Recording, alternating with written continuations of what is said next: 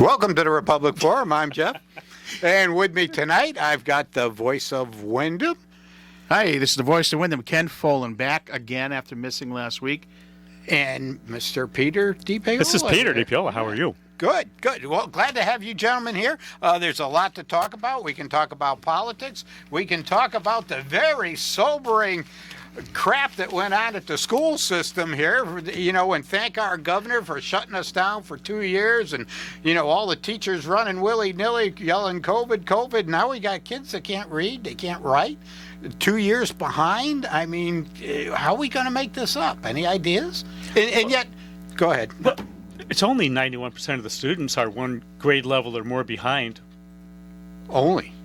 Yeah. Only. Yeah, I was probably the only student in Glastonbury High School that was a grade level behind every now and then. But you had a good reason. Yeah, I was. Anyway. Seriously, this is beyond sobering. This should be shocking. This should be a call to action by all the administrators. What are we going to do? We've got tests coming up in the springtime to see where these students are going to be.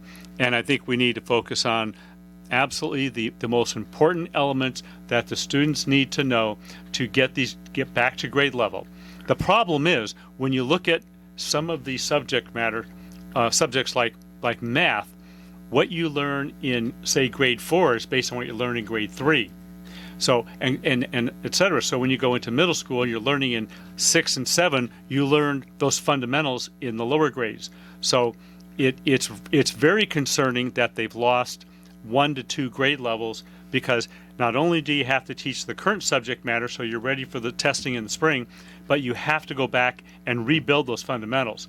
So this isn't just sobering. It should be bells and whistles going off. People should sit up and take notice. This should be job number one, priority number one, math, English language arts, to build those building blocks, because if that's not done this academic year, they're going to be farther behind come springtime.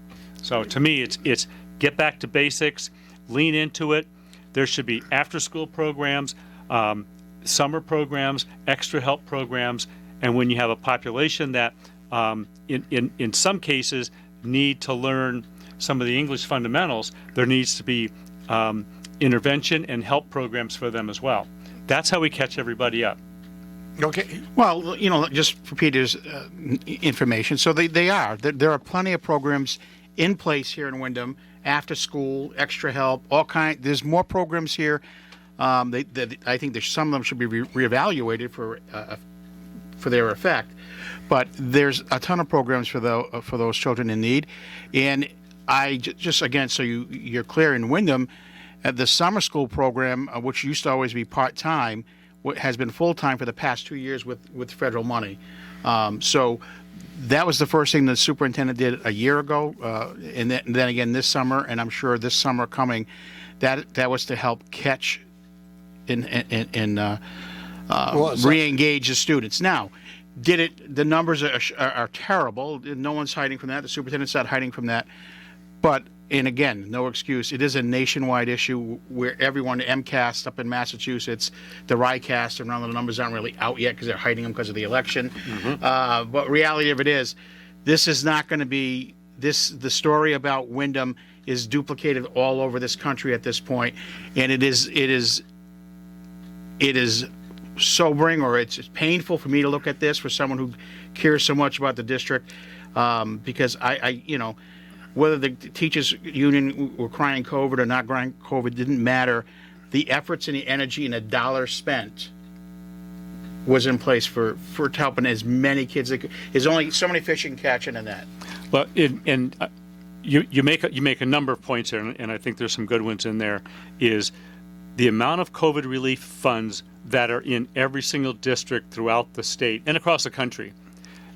That money needs to be put to work and not just sitting in the bank, because you're right. No one should be surprised. I think anyone in the world of education should not be surprised that when you put things on the back burner, you don't have kids in school, they walk by somebody who has COVID and they're out of school for 1 week or maybe 2 weeks. it's bound to have a detrimental effect because that impact faculty and staff as well. But there's still a lot of COVID dollars that are sitting on the sidelines and need to be put to work.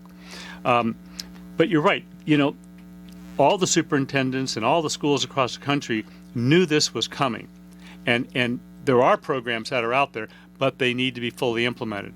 I saw a report where they said it could take up to 5 years to get students back on track, which I find really concerning. So if you have a student that was in 4th grade at the beginning of COVID, we're saying they're not going to be back to where they need to be by 9th grade. And that's really terrifying because now you're saying they're walking into high school just about getting back on track. So now you look at the student that maybe was in 7th grade, well, they're graduating and they don't have the skills. So we need to have a full court press on everything that needs to be done to help these students. The impact was felt. It was powerful. It was felt by parents at home, having their kids sit down at the table and trying to figure out how to run the computer, how to work that Chromebook. Everything went, online at the snap of a finger overnight. So it was tough for parents and students alike. And I had a couple of kids at my kitchen table, and it was quite the experience. Mm-hmm. So we need to make sure that we get things back on track. I don't think the students today can wait 5 years. We need to get this thing crushed down to maybe 2 at the most. No, I don't. My 2 cents. Peter, you plenty of coin to be spent here. Yes. So I don't disagree with you, but my focus has and always will be, as long as I live here, is the Windham Public School District. I know you're on the board out in Coventry, but again, this is, I target Windham. I compare it to all kinds of communities outside the state as well. I come from a long line of educators, superintendents, and teachers. Again, my wife's an educator in town, and I know that full court press is on and has been on because this superintendent was ahead of the curve in trying to do that. This difficulty, like you said, it was a snap for a government to get for our district to get out Chromebooks as fast as they did and get these kids online within 2 to 3 weeks of this. And to me, that was pretty impressive. It proved a huge point because people years ago when I was on the board always said, "Oh, we could do this online education, cut the cost of teachers because it's the one teacher." This proved that in-person education is the most important thing they can get, not just for socially, but for education in general. It doesn't work, and I'm going to tell you, from a corporate side, it doesn't work with people working at home. I don't care what they say. I'm so frustrated with staff that don't come in. It's not even funny. I'm going to agree with you on that. I do want to say a couple things here. Is anyone who knows me knows that I am an absolute advocate for education. I am passionate about it every which way you can say it.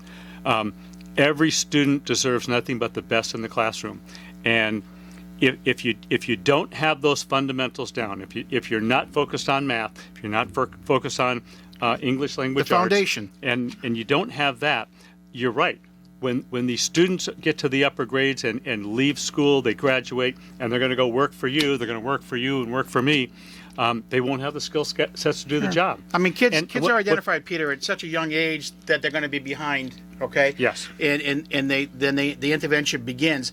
But some catch up, some never catch up, some right. cannot process. Yeah. And that's been a struggle. It'll be a struggle as long as this community survives. It'll be that way. But to the effort, I don't want to hear tonight that Windham hasn't put the effort in to improve whatever that article states about percentages and numbers, because I can tell you and I can attest from knowing too many teachers, the hours logged in during COVID was 10 times more than when they were in the classroom. Because you're reaching kids in the evening, you're reaching kids at this point. Miss, I lived it. I lived it. So no, I will never condemn the teachers. The money is there, like you said. It's that COVID money is there. It's in so many state coffers, it's not even funny. So, yes. so my and question that's the would sin. be, let me clarify one thing. Don't misunderstand what I said. Okay. Okay? I didn't say people didn't put in the effort. Okay. What I said was the result of what happened through COVID is manifested in these test scores. Oh, without a doubt. Okay? Agreed. So what I'm saying is, and I certainly will never bash teachers or the administration. What I'm saying is this isn't just sobering, it's shocking. The numbers are real. It's not just a Willimantic issue. No. It is across the state and across the country. And what I said was efforts need to be redoubled and focused on a plan that is not 5 years down the road to get students to catch up. Right. Because when you look at students that are in upper middle grade and high school, oh, they'll catch up after they're done with high school. That's not a good plan. But what I said was, as long as there's COVID dollars, get those dollars to work now as fast as they can Agreed. with every program. So I want to clarify those points because, it doesn't matter where you live. But if you have a student in this district or any other district, you need to make sure that if you have programs that'll help your child after school, weekends, help them in the summer, take advantage of them. You have to help your student catch up this year, because each year they're behind, you double the work for them to get where they need to be by the end of their 12 years. Right, and that motivation. That's my point. And that's a great point, and I agree with everything you just said. That outreach was from the Wyndham School District. This is Willimantic. This is what we're, my reference point. Wyndham. Yep. Wyndham, whatever the heck you want to call it this week. Listen, every politician in town calls it a different name. I don't know. Yeah. They don't know. But the reality of it is, the effort that was put in was great, beyond belief to reach these kids. It is involved weekends of calling parents, and I lay it all. I'm a big personal responsibility guy. I don't care what age the student is. At some point, they've got to realize this is if I'm not eating well or I'm living in conditions that I'm not happy with. They got to realize public education is their key, right? At some point, they got to take the responsibility and motivation for themselves. Hey, if I do well here, this will open the door here.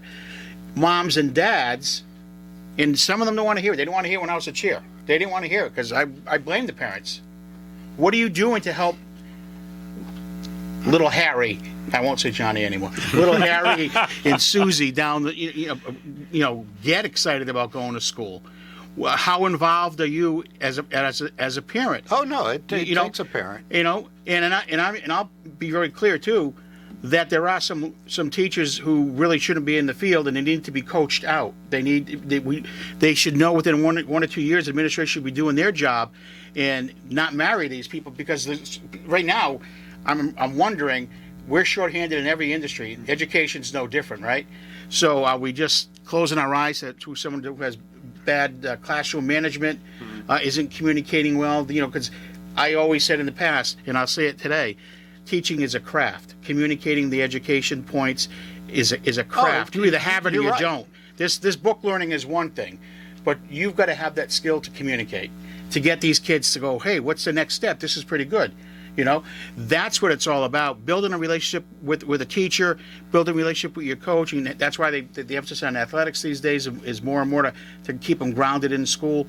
But I just want to be very clear that they did a hell of a job. We're in a bad spot with these numbers. It's terrible. Yes. It's terrible. And I don't want to get, well, this town's better than town.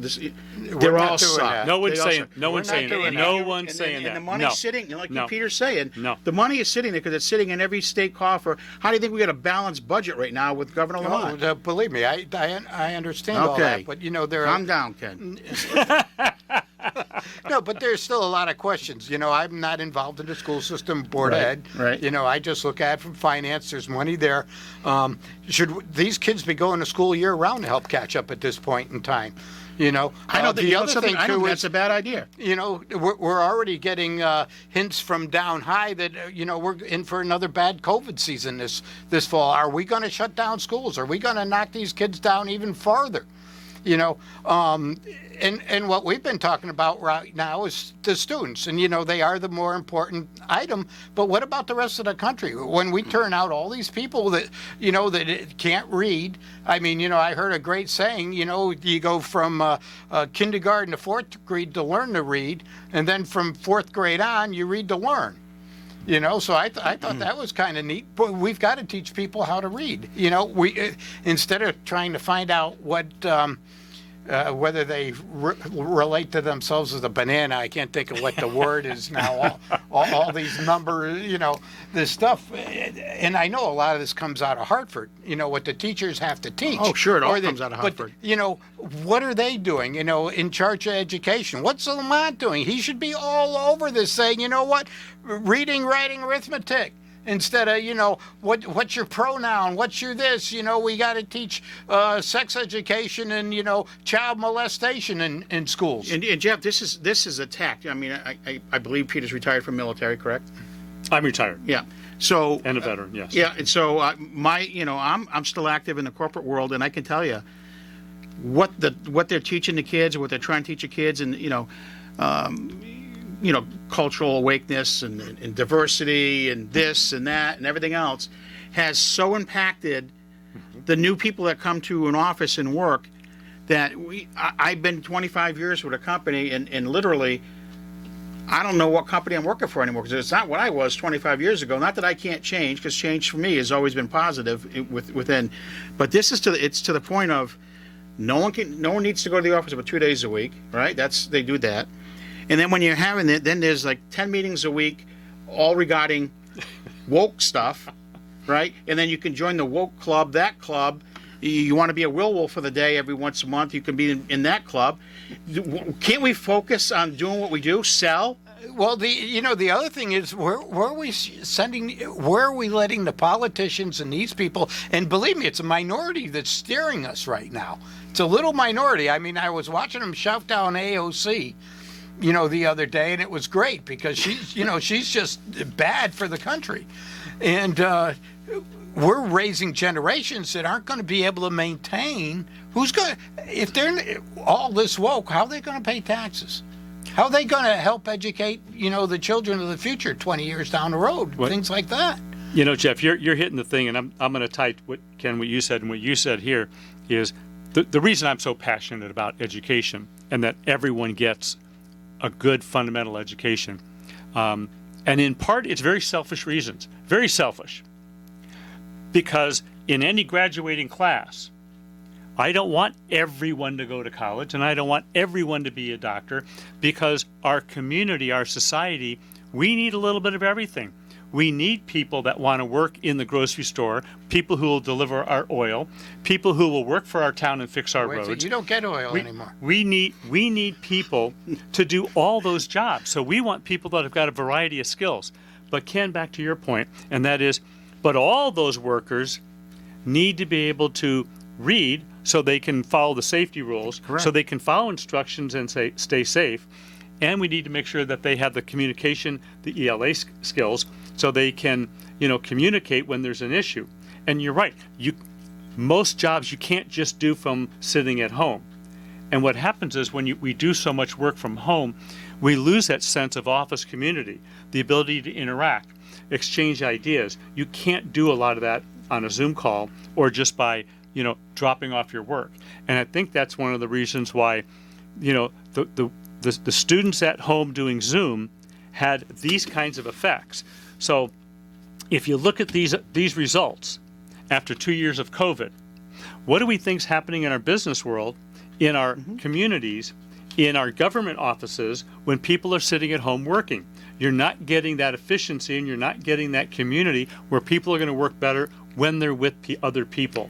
So you're right. You can't have people at home 2-3 days a week and then just mail it in.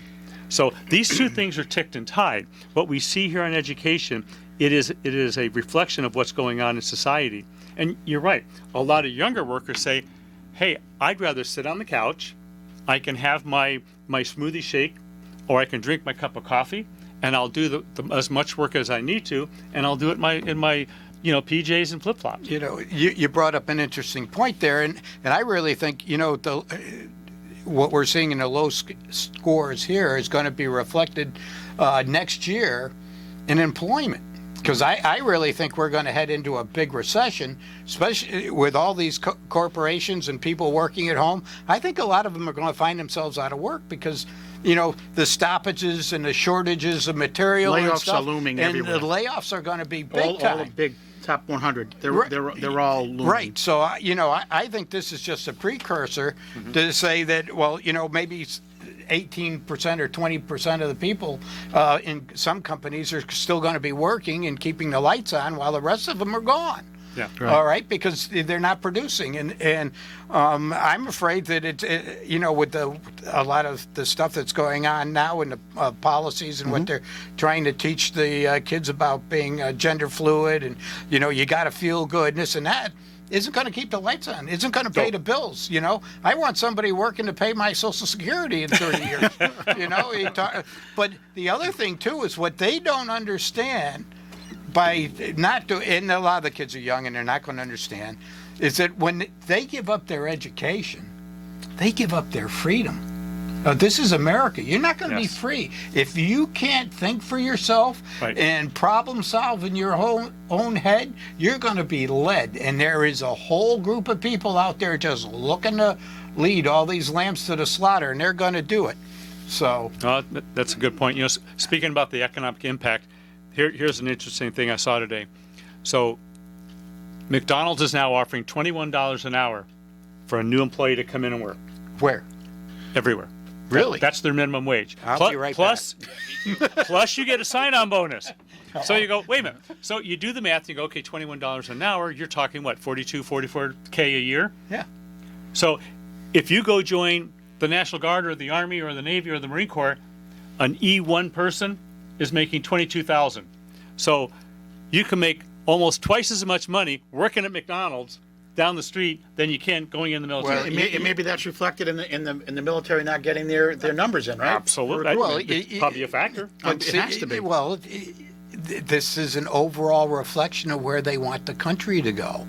The people, and I'm a conspiracy theorist, there are people that don't want the United States with a strong military. I mean, they've been driving it down. I mean, Trump tried to bring it up. A few others tried to bring it up, and it keeps going down.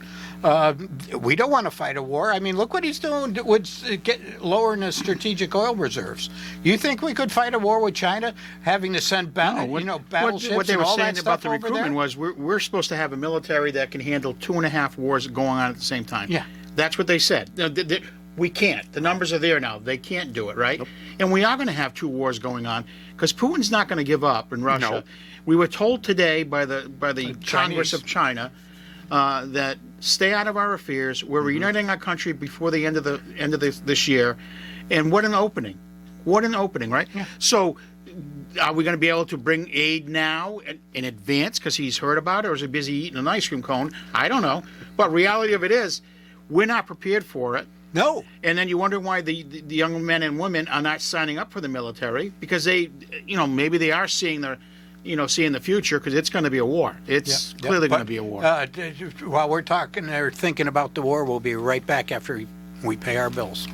Welcome back to the Republic Forum. I'm Jeff.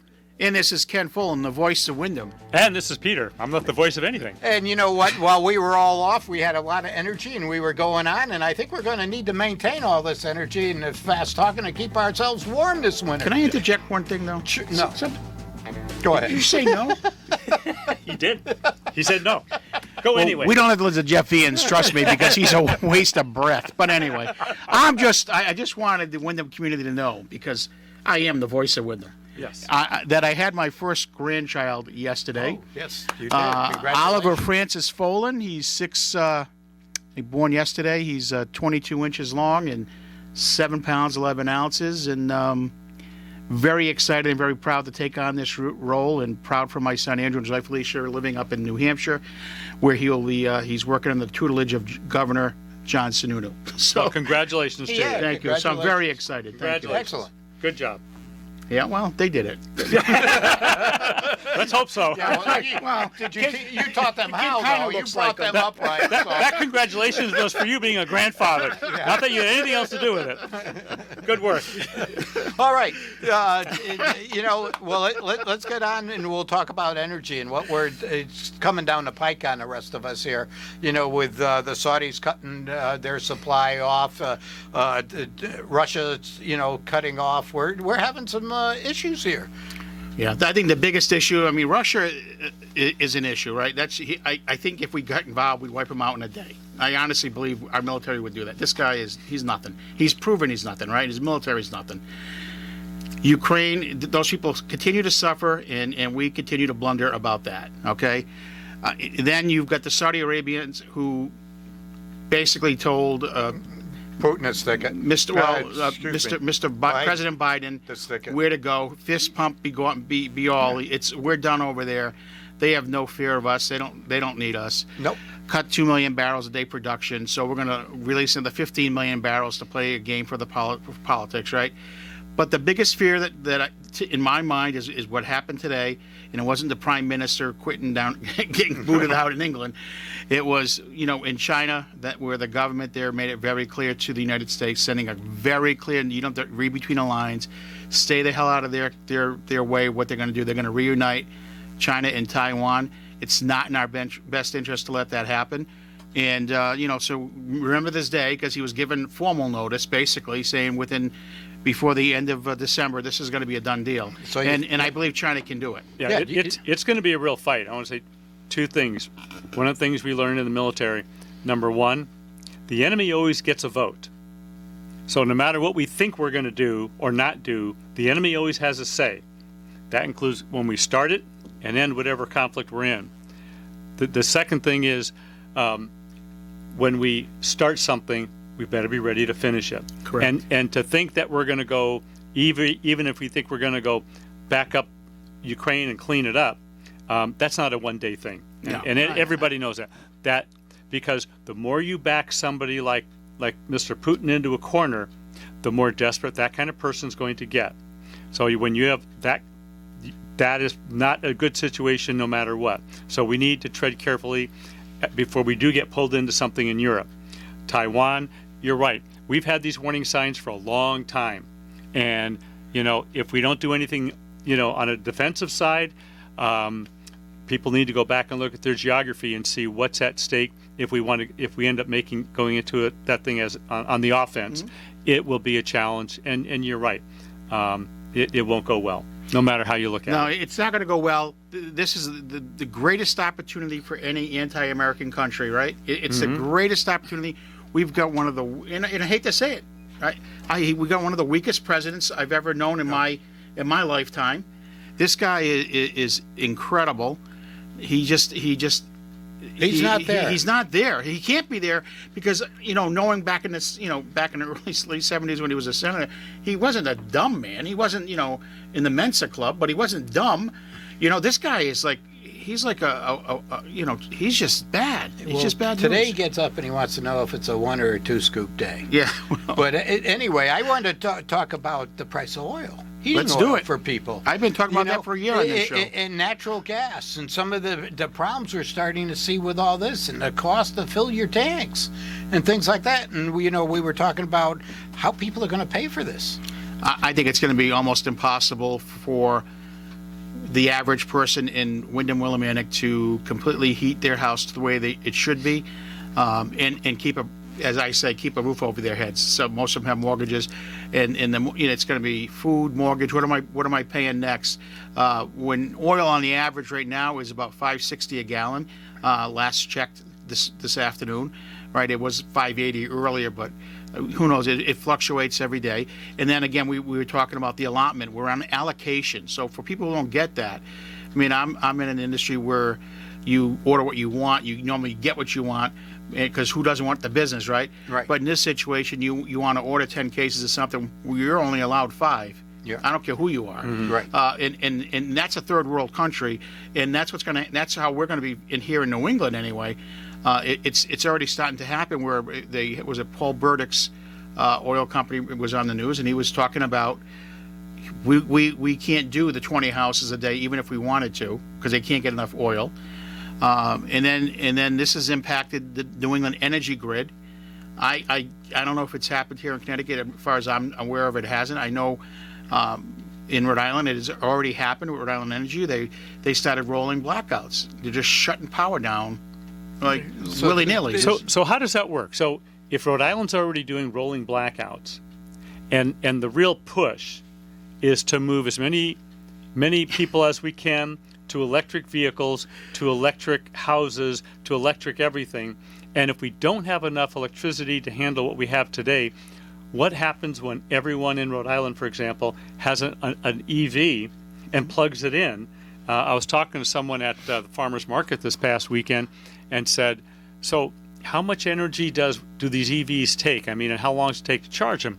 And they said, well, you can range from 4 to 8 hours to charge. You know, usually it's an overnight. And it's like turning your stove on high all day long. And I'm going, that's crazy. I mean, that's a lot of electricity, yeah. Our grid can't handle what we have today, like you said, in Rhode Island. Well, it's the same thing in California, Pete. I mean, California. Gavin Newsom, the king of EVs out there.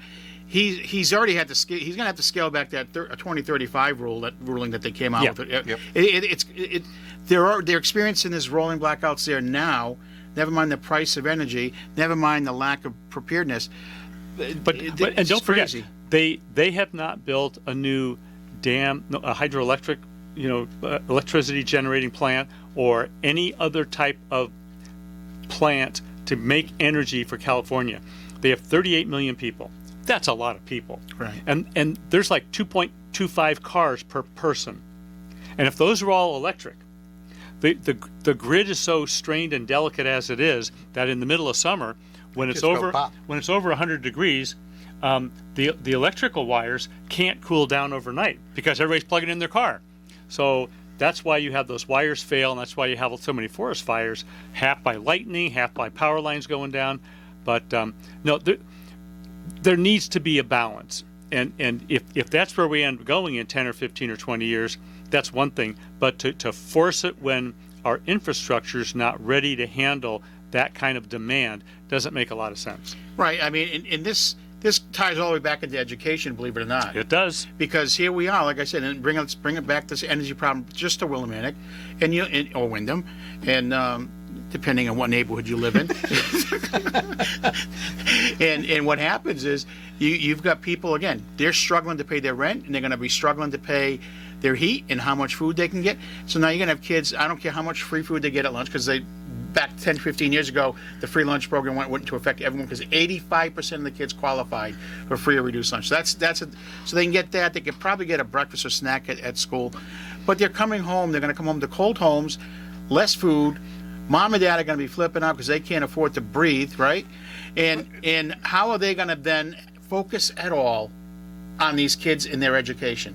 How are the kids going to focus when they're hungry at night in bed? Well, wait a second. You know, the countries way back when lived through that, and we've progressed to this point. Mm-hmm. Okay, so it's going to be a change. Are we going to take the new household temperature at 68, and are we going to drop it down to 65 or 62? Is that going to be the new norm for a lot of people?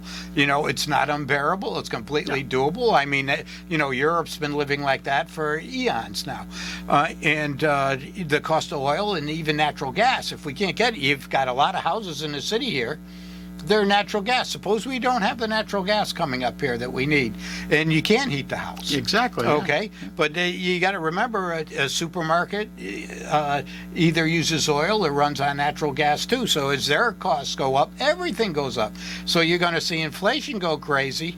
Okay, which when we make it through the winter, and we will, we're going to be in big time recession. It's going to be deep at that point because people will have spent everything to try and stay warm and maintain. And can you make a point? This does all tie back to education, because one of the things we have to stop vilifying in school. We have to stop saying, if you have an EV, electric vehicle, you're awesome. And if you drive a regular car, you're bad. Cars today, these are not the polluting machines of the 50s and 60s and 70s. Those days are long gone. Because the impacts of that are evident with Jeff, right? I mean, but my point is, we can't teach kids that one thing's good and one thing's bad, and there's nothing in the middle. I mean, there's a spectrum of energy options, and there's a place for each of them. Just like there are a variety of options for vehicles.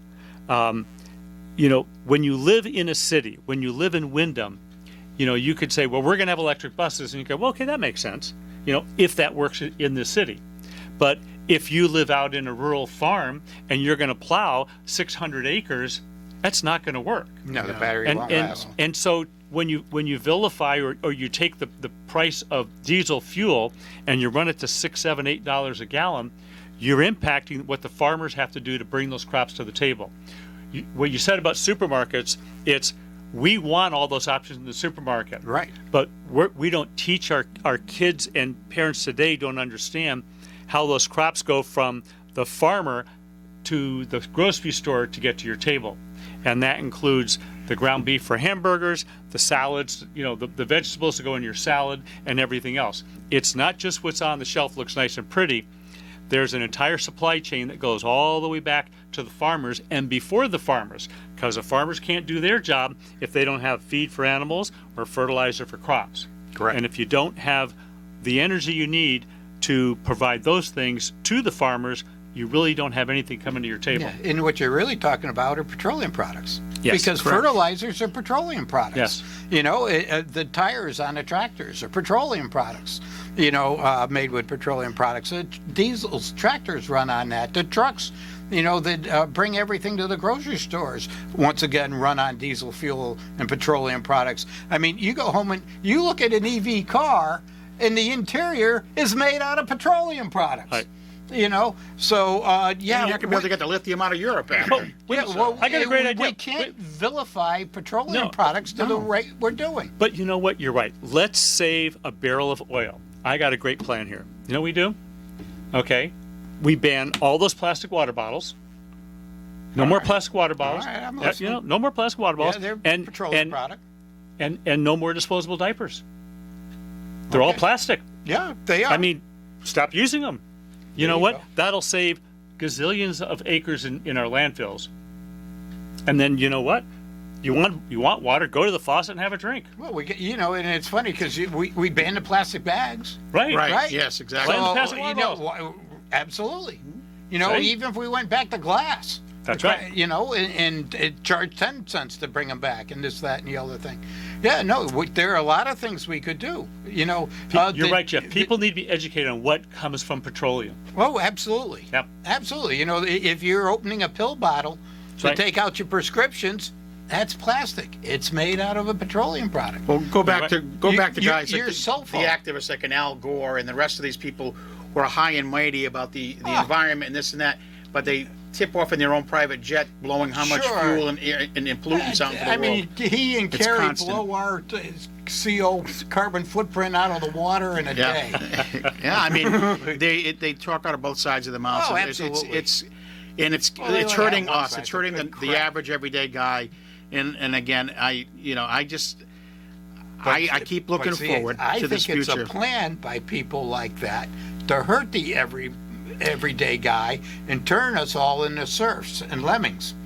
I really Well, believe it's a I wouldn't go plan. to that far to that extent, but I'm not going to disagree with you because with people like AOC in their philosophies, with people they have that much grasp and influence on a president. Well, I guess you whisper anything in his ear, he'll believe you. But I mean, if you have that much of socialism going on in our own country these days, this Yeah. is why the youth, this is why Gen Z now, they're sitting back, they don't want to do nothing. Again, everyone who was in the service industry service industries has disappeared. Where in the hell are they all? I don't know. Restaurants still can't open full staff, full weeks. CNAs, LPNs, you can't find them. I'm looking for a friend of mine who needs a personal care attendant for his wife, and there's no one out there. Well, there's no such thing as fast food anymore.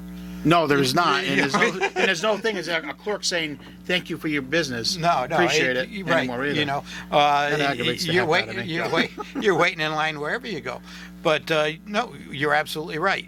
People need to be educated on just how prevalent, petroleum products are, and they run the world. Okay, the world runs on petroleum products. Look at Dubai, all these other countries. If it wasn't for petroleum products, we'd still be in a stone age. And the thing is, Jeff, if our country didn't have enough, and we have enough to supply ourselves forever, Yes. okay, then I would say, geez, we got to start looking more and more heavier and faster on alternatives. I have nothing against alternatives. The wind farms out, off block ground. They're ugly as hell as far as I'm concerned, but they're supplying enough electricity for all of Block Island and then most of the The rich Charlestown people area. out there on the islands are getting their electricity off the wind farms. Well, Well, but know, they're still paying But if- for it because but they if- transmit But it. if we drop them a bunch of what I'm illegal saying aliens is or bust them in, they alternatives are fine, and if you Yeah. want that, that's fine too. But you can't stop what we have here. We got this country, we got this land, right? it's a phase-in. Well, Cole, I that don't think needs it's to going to be be. done. There's no need for phasing. The oil industry is punishing us too. I'm sure Oh, on their end, at this saying point- you want this guy here wants to go green with AOC and the rest of those Right. clowns. Okay. Then we'll show you how tight oil can be. Yep. And then Saudi Arabia followed suit. You want to screw with our economy? Oh, well, the Saudis are going to do it, and I can see a pushback from big oil and other corporations, but unfortunately, it's the average person. It's the family, it's the kids, it's No, well, everybody. this is going to be the winter. This is going to be the winter that there's going to be more suffering locally and throughout this country than ever before. I have no doubt. Republicans could win the House and the Senate at this point, right? They're not going to make. They can stop the bleeding maybe by shutting this guy down, but you've got to get everything switched. You've Right, got to get. even if You got to you- take him out like the Prime Minister of London. That's what you gotta Even do. if you stopped it dead and started reversing it right away, there's still a lag time. Okay. Yes. Oh, yeah. Stefanowski's running for governor, and I'm looking at where the state's going and say, I don't think I'd want that position. Because you got to go into that with 2 shovels and a whole pile of people to feed you oxygen while you're trying to shovel this mess out that we're in. I mean- and what gets me is there are a lot of people that want to put these people in. There's a part of me that wants to see the pain. And people, there are a lot of innocent people out there. All right. I don't want to see The them victims. suffer. Okay, People are gonna all be right. victims. All right, wait a minute. Let me give you guys some hope here before we run out of time. Good. Okay. Okay. Start ready to start crying. I mean, before you guys start crying, you know what? Don't worry, you're not going to get me depressed. But I'm going to tell you right now. I'm not depressed. Things are hard, and things are going to get worse this winter. And I think anyone who's just thinking it's sunshine is in for a real rude awakening. There will be all kinds of shortages this winter. It's going to be tough. It's going to be tough from every perspective, not just energy, not just heating, but I think we're going to experience some real tough goes here. And unfortunately, Ken, you make a good point. Again? If the Republicans do take the House and the Senate, Yeah. you know what the number one thing they're going to be dealing with is a full-blown recession that they're going to have to contend with, but they're going to be there's only so much they can do. Right. But cheer up. At the end of the Civil War, things were worse. Our country was worse by leaps and bounds for over a decade. At the end of World War I, our country was as bad as it is now, if not worse. Absolutely. Most of us don't have grandparents or great-grandparents that remember the Great Depression and how bad things were. We cannot keep printing money to get ourselves out of this. And that's what's going to only exacerbate, it's going to deepen this recession and extend it for a longer period of time. Because sooner or later, that money has to stop. And when the interest rates go up, when the supplies come, reduce down, you're exactly right. You're going to go to that grocery store and you're not going to have this full complement of options like we do today. So it's going to be a tough winter. It's going to be a tough spring. But you know what? The people who are willing to persevere and say, you know what, we can change our habits, focus on the things that are important. Gee, didn't we start this hour with that same conversation? Exactly. With going back to the school to say, let's forget a lot of the other extra stuff and concentrate on the basics, the fundamentals. And we need to do that in our households. Because you're right, a lot of our buildings in this neck of the woods, they're older houses, they're older apartments. And when you heat them, a lot of the heat goes up the walls and out the roof, no matter how much you've tried to insulate. So heating costs are high, and supply is going to be limited or continue to be reduced. So we just need to back off on some of the things that perhaps we've been doing, some of the fun things we had, and maybe we don't have quite as much fun at school, but I want every one of these kids to have a good education so they can go to work and they can earn a good living so they can contribute to the society, because Jeff needs to be taken care of in his retirement, which is right around the corner. And you're next. I'm next. Yeah. You're next. I'm next. And But then yeah, you. Yeah, well, Peter, see how he left himself out? He's Well, already retired. he's already sucking off the blank of society. For almost coming on 2 years. Yeah, I'm Good for you. still testing it out. Yeah. Still testing it out. for you. But But no, it's you're really right. scary when you don't get a paycheck. Well, I haven't gotten a paycheck in ages, but that's besides the point. That's what the IRS knows anyway. But those 87,000 new agents, The 87,000 are coming. They're catching and, up to you. And they're going to be You armed. really think that we're going to be able to afford 87,000? There's not 87,000 people to be hired. You talk. That could Hey, be wait, two. wait a minute. I might go get one of those jobs. You could. Maybe they're starting at $21 an hour. I don't know. I'll take $21 an bet hour. you would. But you know what? You talk about all these people, they're not going to make ends meet, but if they could work at McDonald's in the day and IRS agent at night, Yeah. make good money. I don't know. I don't think Hey. I'd want to be an IRS Why not? agent slinking around at night. But you get a badge and a gun. There are a lot of other people out there with a badge and a gun too. But Or just guns. They're just guns. But never mind. It just went right over my head on that one. That's not bad, Joe. No. That's pretty good. You know, clean the head right out. He's good for at least twice a show. I'm catching Joe. Yeah, all right. Just give me a couple ice creams and I'll be a happy camper. But DQ's still open. We can fix you up No, with a big, they're not. big They waffle. closed. They No, they're closed? last weekend, they right? closed. Yes. I missed the close. Oh, Oh, yeah, man. well, no, I love their chili dogs. I used to. Oh, I love the chili didn't- dog. I didn't care Oh, about I the love- ice cream. I Yeah, love the yeah. chili dog.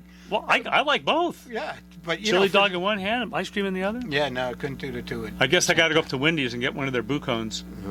They're what? Well, for Halloween, that you can get a coupon of Boo Cones. So Okay. I got some of those for the kids to give out at Halloween, but they were in my car, and I'm going, you know what? I'm going to get some for me. So used up 2 of the Boo Cones. So if I have more than 4 Halloween trick-or-treaters, I'm going to be short. You know what? It just came back. You talked about printing money, and I'm just going to relate that to Biden opening the reserves and putting out oil. That same thing. So yeah, it's all going to come to haunt us, and it's all going to come to roost. Just like And- Halloween, and coming to we're- haunt you. Yeah, and we're all going to have to deal with it. So till next week, good night and God bless.